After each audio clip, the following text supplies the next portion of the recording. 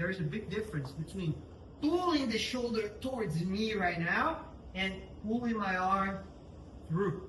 Okay? So try to pull your arm through first. That's gonna make it a lot tighter and it's gonna make it more efficient. Now, one thing with my legs that I didn't mention when I was explaining, just so it wasn't too much, but it's very important what makes it tighter and easier for me to choose how I'm gonna finish.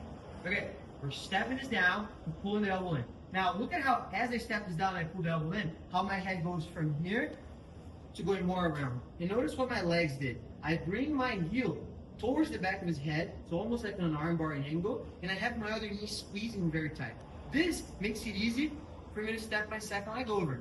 And if I have my second leg over and I have my arm through, it doesn't matter if his hand gets caught or not, because if it does get caught and I don't have a perfect triangle, I have my arm through, easy butterfly.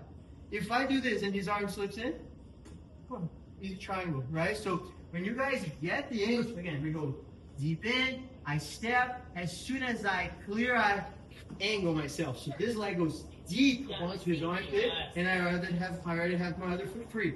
Even to make it easier, no matter what happens with his hand, you should cross your feet. You can cross your feet because, again, hand stuck, we can go back to plata, hand in, we can go triangle, and if your posture's up, if you're stacked, whatever, I can go back over and just let it go, right? So we can give it a little more tries on that, and I want to add another scenario. This has happened to me before a couple of times where I was doing the same thing, and more so when I'm more sideways. I feel like when I get in, I get really sideways. Sometimes after I get my partner's elbow in, especially if it's a person who's posturing up. If the guy's more postured down, I don't think that's going to happen. But if Mal's one of those guys who likes to work with his head up, sometimes after I clear, they try to step over my leg. And if I can keep my hands connected and just shift my head to the side, it's a fairly easy way to sweep it.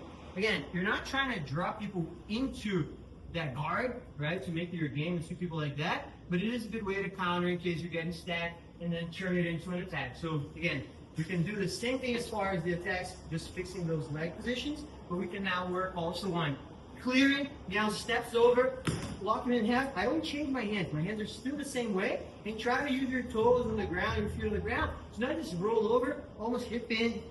So just roll over. Makes it way more effective. Instead of just going from here, there, it's almost like you're using your toes to go. Makes it stronger, more effective, and just easier to work. Okay, so same thing, a little more to finish it. Now just add that little step over in the sweep. Now we start real life. Okay? So guys, 1, 2, 3, go.